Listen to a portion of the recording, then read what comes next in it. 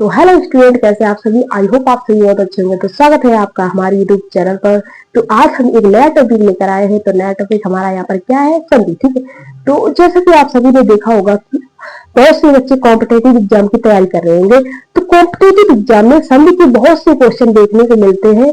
तो आज हम संधि को बहुत ही आसान तरीके से सीखेंगे। ठीक है, तो आप सभी को जब संधि को आसान तरीके से समझ में आए तो आपको इस वीडियो को पूरा देखना होगा। ठीक है, तो बने रहिए इस वीडियो के अंत तक। ठीक है, तो हम बढ़ते हैं। तो संधि यानी कि अब हमने यहाँ पर टॉपिक ले ही लिया है संधि, तो इसको हम बहुत अच्छे से कराएंगे। ठीक है, तो अब जो संधि है उसकी डेफिनेशन क्या होती है, उसकी परिभाषा क्या होती है, जैसा कि हम लोगों ने क्लास 5 में पढ़ा होगा कि संधि किसे कहते हैं। तो यहाँ पर डेफिनेशन थी, दो वर्डों का आपसी मेल संधि कहलाता है। ठीक है, अगर जब दो वर्डों का आपसी मेल संधि कहलाता है तो वहां पर एक डेफिनेशन और बनती है, दो शब्दों का आपसी मेल क्या कहलाता है, तो दो शब्दों का एक आपसी मेल समास कहलाता है।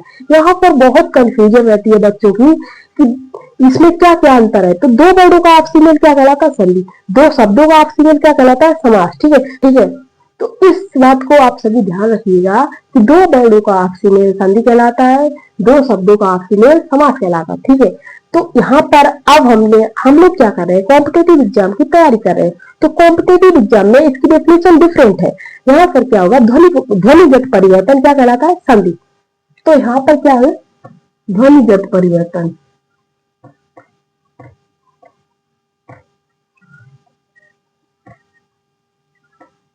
ठीक है, तो ध्वनिगत परिवर्तन क्या कहलाता है, संधि कहलाता है। ठीक है, अगर यहाँ पर आए डेफिनेशन की शब्दगत परिवर्तन क्या कहलाता, तो जो शब्दगत परिवर्तन है वो क्या कहलाता है, समास।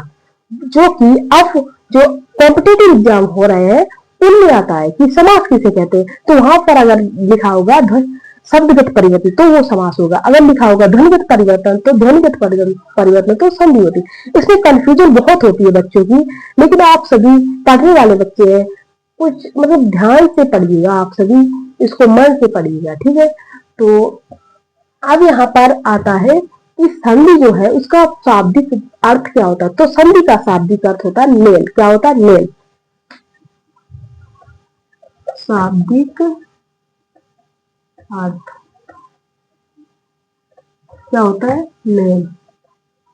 ठीक है, संधि का शाब्दिक अर्थ क्या होता है, मेल। ठीक है, मेल का मतलब क्या होता है, जुड़ना, यानी आपस में जुड़ना। मेल का मतलब क्या होता है, आपस में जुड़ना। ठीक है, तो जुड़ने वाला तो हम जो भी शब्द है संधि के वो हम बाद में करवाएंगे। पहले हमें संधि को तोड़ना आना चाहिए, यानी कि संधि विच्छेद आना चाहिए। तो संधि विच्छेद करेंगे हम पहले। तो संधि विच्छेद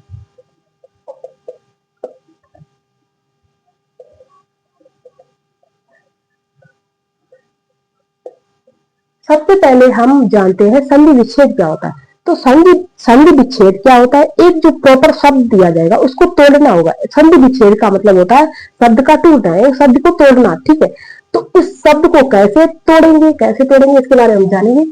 तो संधि विच्छेद कैसे करेंगे, सबसे पहले तो हम गिनकर करेंगे। क्या करेंगे, गिनकर। किसको गिनेंगे, अक्षर को। ठीक है, अब सेकेंड हमारा क्या आता है, बड़ी मात्रा से, बड़ी मात्रा से। ठीक है, संधि विच्छेद कैसे करेंगे, गिनकर करेंगे या फिर बड़ी मात्रा से। ठीक है, तो यहाँ पर सबसे पहले हम एक एग्जाम्पल लेते, एक उदाहरण लेते हैं। उसको उदाहरण क्या लिया हमने, ग्रीस। क्या लिया, ग्रीस। ठीक है, हमने ग्रीस ले लिया शब्द। ठीक है, अब हमें क्या करना है, संधि विच्छेद कैसे होता है, गिनकर। चलो हमने गिन लिया, 1 2 3। ठीक है, 3 हो गया। इसका आधा कितना होगा, 1 सही 1/2। ठीक है, तो जो ये शब्द है 1 सही 1/2 मतलब हमें काटना होगा इसको।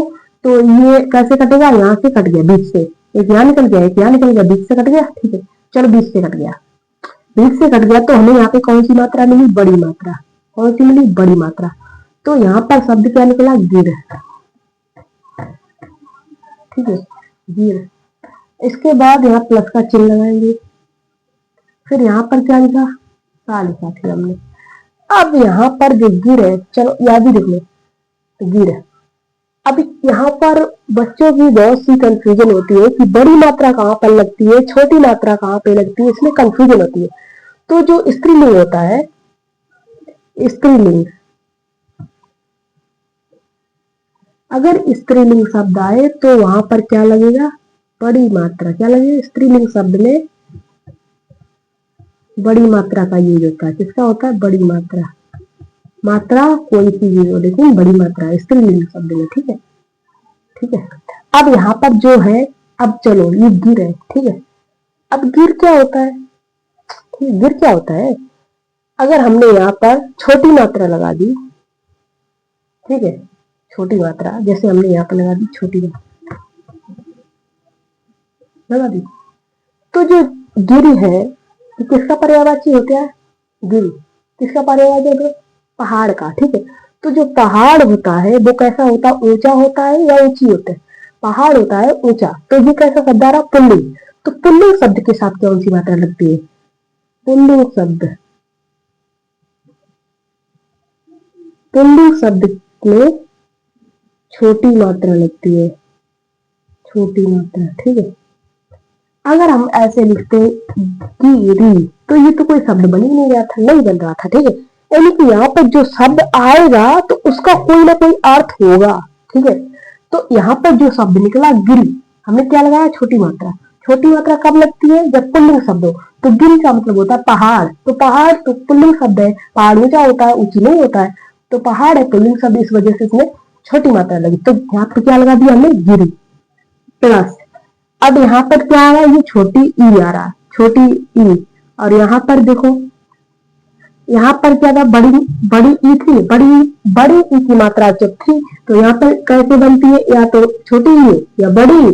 जब इसमें छोटी ई या बड़ी ई जुड़ेगी तो बड़ी ई बनेगी, बनेगी ठीक, या फिर छोटी ई बनेगी। ठीक है, कब, जब छोटी ई हो, और छोटी ई के साथ जुड़ेगी तो या तो छोटी ई बनेगी या बड़ी ई बनेगी, बड़ी के साथ बड़ी। ठीक है, ये होता है। ठीक है, तो यहाँ पर जो छोटी ई थी उसके साथ बड़ी ई जुड़ेगी तो क्या बनेगी, बड़ी मात्रा बनेगी ना, जो यहाँ पर बड़ी मात्रा थी यानी कि बड़ी मात्रा। ठीक है, बनेगी। तो गिर प्लस, अब यहाँ पर क्या रह गया, ई। अब यहाँ पर देख लो, यहाँ पर अभी हमने बताया था कि जो शब्द होता है अगर वो स्त्रीलिंग है तो उसमें कौन सी मात्रा लगेगी, बड़ी मात्रा। अगर पुल्लिंग है तो कौन सी मात्रा लगेगी, पुल्लिंग में छोटी सी मात्रा।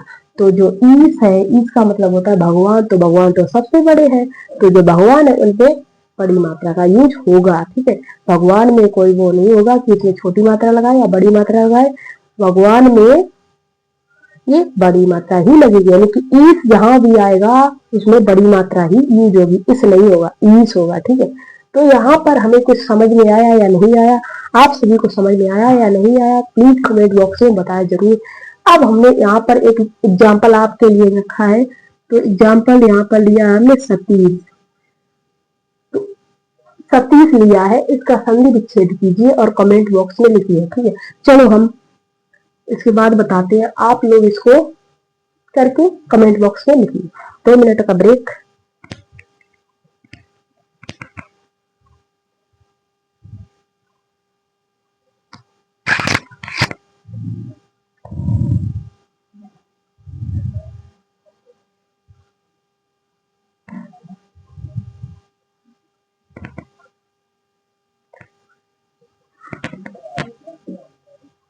तो हो गया सभी का सतीश।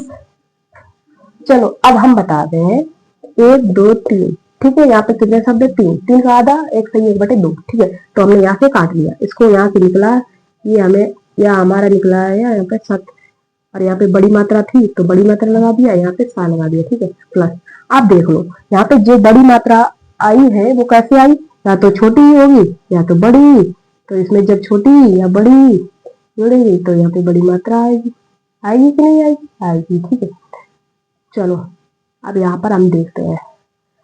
अब ये जो सती, चलो यहाँ पे जो सती लिखा था, सती, ठीक है, तो सती जो यहाँ पे लिखा था, अगर हम, अब जैसे सती है, सती मतलब स्त्री होती है या पुरुष, सती महिला होती है, पुरुष, ठीक है, महिला होती है। ठीक है, पहले जमाने में ऐसा ही होता था कि मतलब जब पति मर जाता था ना, मतलब पति की डेथ हो जाती थी ना, तो बहुत से लोग होते ना जो आसपास पड़ोस वाले को बोलते रहते वही तेरा पति मर गया तो तुझे भी, तो आग में वो जल जाती, आग वो उसको जला दिया जाता, मतलब सती हो जाती, ठीक है।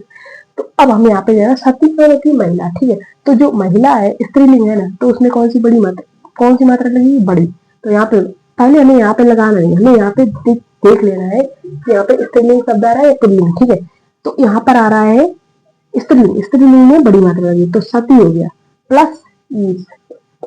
सा तो कोई शब्द होता ही नहीं, सा तो एक अक्षर है, इसमें कुछ जब एक और अक्षर जुड़ेगा और उसका कोई अर्थ निकलेगा, प्रॉपर अर्थ निकला, इसका मतलब होता है भगवान, और भगवान तो सबसे बड़े हैं। अब ईस में तो बड़ी की मात्रा लगेगी, उसमें कोई कंफ्यूजन नहीं होनी चाहिए कि जो भगवान है जो तो सबसे बड़े हैं, उसमें कोई कंफ्यूजन नहीं होनी चाहिए।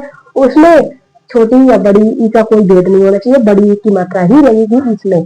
बस हमें यहाँ पे जो पहला पद आ रहा है उसको हमें देखना है कि ये स्त्रीलिंग है या पुल्लिंग। स्त्रीलिंग है तो बड़ी मात्रा, अगर पुल्लिंग है तो छोटी मात्रा, ठीक है। तो यहाँ पर सती है जो स्त्रीलिंग है उसमें बड़ी की मात्रा लगेगी प्लस ईस, ठीक है। चलो अब हम यहाँ पर हमने यहाँ पर क्या बना, कौन सा यूज हुआ फॉर्मूला?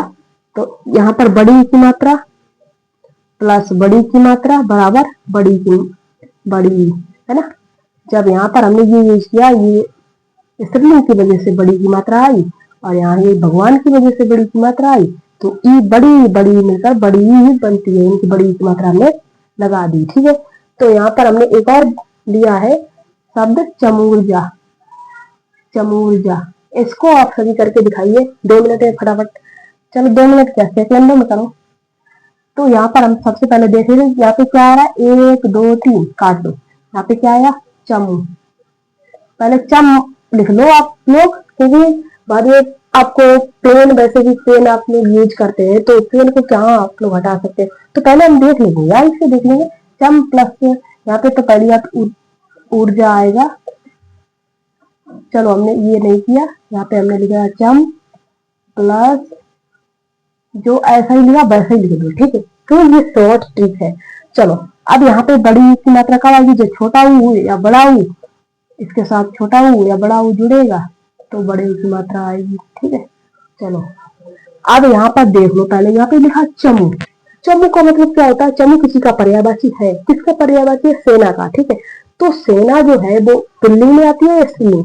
चलो अब देख लेते हैं, हम एक वाक्य लेते हैं, जैसे सेना आ रही है या सेना आ रहा है, तो यहाँ पर हमारा निकल के आता है सेना आ रही है। तो सेना आ रही है तो स्त्रीलिंग में आ रही है ना, तो इसमें आ रहा है सेना आ रही है, तो ये स्त्रीलिंग में आ रहा है, तो इस वजह से इसमें बड़े ही की मात्रा लग गई ना। तो ये हमारा शब्द बन गया, चमू का मतलब होता सेना। यहाँ कुछ चीज का अर्थ निकल रहा है, ठीक है। इसके बाद हमें यहाँ पर ये कोई अभी शब्द नहीं बना है, ठीक है, अभी ये अक्षर है। चलो अब यहाँ पर बड़े, जब ये बड़े की मात्रा यहाँ पे आएगी, आ गई ना, ठीक है। अब इसके साथ क्या जोड़ेंगे कि बड़े की मात्रा, फिर यहाँ पे मतलब बड़े की मात्रा ये तो हो गई, लेकिन इसको तो हमें कंप्लीट करना है। तो यहाँ पर ऊ अगर हमने छोटा लगा दिया, मान लो अगर हमने यहाँ पे छोटा ऊ लगा दिया, तो ये कोई शब्द बन रहा है? नहीं बन रहा है। तो यहाँ पर क्या लगेगा? बड़े ऊ की बड़ा ऊ लगेगा। तो ऊर्जा क्या होता है? ऊर्जा क्या होती है? एनर्जी, ऊर्जा, है ना। ऊर्जा, जैसे हम लोग जब भोजन खाते तो हमें ऊर्जा मिलती है, एनर्जी मिलती है, तो ये ऊर्जा कोई शब्द है, इसका कोई प्रॉपर अर्थ निकल रहा है, ठीक है। तो चमू का मतलब सेना, ऊर्जा, ऊर्जा जो हमें मिलती है भोजन के द्वारा, ठीक है। तो इन दोनों का प्रॉपर अर्थ निकल रहा है, यानी कि दोनों शब्द का कोई ना कोई अर्थ निकलना चाहिए, ठीक है। तो यहाँ पर जब बड़ा ऊ और बड़ा ऊ मिला तो बड़े ऊ की मात्रा है निकली, ये बड़ा ऊ और ये बड़ा ऊ, तो क्या बड़े ऊ की मात्रा निकली। चम ऊर्जा, चमू का मतलब सेना, ऊर्जा ये जो हमें भोजन से मिलती है, ऊर्जा से एनर्जी। चलो ये हमें समझ में आया, लेकिन हाँ एक कंफ्यूजन और है, चलो बता देते हैं। जैसे चमूर्जा हमने लिखा चमू प्लस ऊर्जा, इसका संधि विच्छेद किया था ना, ठीक है। तो ये होता है पूर्व पद, ये याद रखना, जो पहला आता है वो पूर्व पद, और ये जो आता है वो होता है उत्तर पद। क्या होता है? उत्तर पद। पहला आता है पूर्व पद, दूसरा आता है उत्तर पद, ठीक है। तो आप सभी को ये वीडियो कैसी लगी बताइएगा। तो अब हम देखते हैं संधि के प्रकार, संधि कितने प्रकार की होती है, ठीक है, तो जानेंगे हम। तो संधि के प्रकार होते हैं 3। कितने प्रकार होते हैं? 3। संधि के प्रकार होते हैं 3। पहला हमारा आता है स्वर संधि, दूसरा हमारा आती है व्यंजन संधि, तीसरी आती है विसर्ग संधि, ठीक है। संधि के कितने प्रकार? 3, स्वर संधि, व्यंजन संधि, विसर्ग संधि। ठीक है, याद रखना। अब जो स्वर संधि है उसके कितने भाग होते हैं? स्वर संधि के होते हैं 5 भाग। कितने होते हैं? 5। ठीक है, 5 भाग। पहली आती है दीर्घ संधि, दूसरी आती है गुण संधि, तीसरी आती है वृद्धि संधि, चौथी आती है एड़ संधि, पांचवी आती है अयादि संधि। स्वर संधि के कितने भेद? 5। कौन कौन से? कौन कौन से? दीर्घ संधि, गुण संधि, वृद्धि संधि, एड़ संधि, अयादि संधि। हो गए 5। ठीक है, चलो इसके बाद आता है हमारा व्यंजन संधि। व्यंजन संधि, जो व्यंजन संधि है, जो व्यंजन संधि, उसमें नियम चलते हैं। ठीक है, उसके कोई भेद नहीं होते, उसमें नियम चलते हैं। तो उसमें कितने नियम होते हैं? 5। घोष, अघोष, अनुनासिक, मूर्धन्य और सा ठाकी। ऐसी सा और ठा की भी संधि होती है। ऐसे शब्द आएंगे जिसके लास्ट में सा और ठा लगा होगा, तो उसका कैसे संधि विच्छेद करना होगा वो हम नेक्स्ट वीडियो में देखेंगे। ठीक है, फिर इसके बाद हमारी कौन सी संधि आती है? विसर्ग संधि। तो इसके नियम होते 3, यानी कि इसके नियम बोल लो या फिर 3 भेद बोल लो। ठीक है, तो इसमें पहला आएगा सत्व, रुत्व और उत्त। ठीक है, स्वर संधि होते हैं, जो स्वर संधि है उसके 5 भेद होते हैं। इसके बाद जो व्यंजन संधि होते हैं उसमें भेद कोई नहीं होते, बट उसमें नियम चलते हैं। ठीक है, कितने नियम चलते हैं? 5। विसर्ग संधि, जो विसर्ग संधि है उसमें 3 भेद बोल लो या फिर नियम। ठीक है, उसमें 3 होते हैं, सत्व, रुत्व और उत्त। ठीक, चलो संधि के प्रकार हमने पढ़ लिए कितने होते? 3, स्वर संधि, व्यंजन संधि एंड विसर्ग संधि। चलो अब हम जब संधि को करेंगे तो उससे पहले हमें क्या आना चाहिए? मात्राएं, यानी कि हमें क्या आनी चाहिए? मात्राएं आनी चाहिए। और स्वर, स्वर कितने होते हैं हिंदी में? तो हिंदी वर्णमाला जो होती है उसमें स्वर कितने होते हैं? 11। कितने होते हैं? 11। और मात्राएं कितनी होती है? 10। कितनी मात्राएं होती है? 10। ठीक है, याद रखिएगा। बहुत ही ज्यादा कंफ्यूजन होती है कि जो स्वर होते हैं वो कितने होते हैं। कहीं कहीं कुछ बच्चे बोलते 13 होते हैं, कहीं कहीं कुछ बच्चे बोलते 11 होते हैं। तो जो स्वर होते हैं वो प्रॉपर तरीके से 11 होते हैं और मात्राएं 10 होती है। अब ये कैसे होती है? चलो देखिए। चलो पहले हम आ से स्टार्ट करें। आ, फिर इसके बाद बड़ा, छोटी ई, बड़ी ई, छोटा ऊ, बड़ा ऊ, रे से ऋषि, ए, है, ओ, औ। ठीक है, यहाँ तक औ। ठीक है, यहाँ तक लिखा जाता है बस। चलो इसकी कोई मात्रा नहीं होती है, इसकी मात्रा होती है। इसकी, इसकी, इसकी, इसकी, इसकी। ठीक है, चलो अभी हमने क्या बोला? स्वर कितने होते हैं देख लेते हैं। 1 स्वर हो गया, 2, 3, 4, 5, 6, 7, 8, 9, 10, 11। ठीक है, कितने हो गए? 11। 11 स्वर हो गए। ठीक है, यही होते 11 स्वर। इसके बाद अंग आहा नहीं आएगा इसमें। ठीक है, आ से लेके ओ तक, आ से लेके औ तक ये स्वर होते हैं। इसके बाद हमारी मात्रा कितनी होगी? फिर जब इसकी मात्रा होती नहीं है तो फिर 1, 2, 3, 4, 5, 6, 7, 8, 9, 10 कितनी मात्रा है? 10। 10 मात्राएं। ठीक है, चलो अब यहाँ पर कुछ बच्चे पूछते होंगे कि अंग और आहा कहाँ गया? तो जो अंग होता है और आहा वो अयोग वाह होता है। क्या? अयोग वाह। ये मात्राओं में यूज नहीं होता, ना ही स्वर में। ठीक है, इनमें ये स्वर में ना तो काउंट होते हैं और ना ही मात्राओं में आते हैं। ठीक है, तो हमारे जो स्वर होते हैं वो 11 होते हैं, मात्राएं 10 होती है, याद रखिएगा। तो बच्चों आप सभी बताइएगा ये वीडियो आप सभी को कैसे लगी? प्लीज कमेंट बॉक्स में जरूर बताएं, ताकि मैं आप सभी को बहुत ही अच्छा कंटेंट प्रोवाइड करा सकूं। मैंने बहुत ही मेहनत के साथ ये वीडियो बनाई है, बहुत ही लगन के साथ वीडियो बनाई। Please like